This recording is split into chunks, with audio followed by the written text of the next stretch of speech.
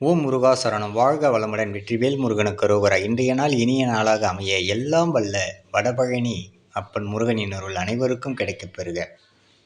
நாம் வாழும் வாழ்க்கையில் நமக்கு கோபுரம் சொல்லும் தத்துவம் நமது வாழ்க்கையில் உச்ச நிலையை நீ அடைய வேண்டும் என்று சொல்கின்றது. மேலே உள்ள கலசம் பிரபஞ்சத்தின் சக்தி தனை உள்வாங்கி அந்த இடத்தில் சக்தி அலைகளை உண்டாக்குகின்றன.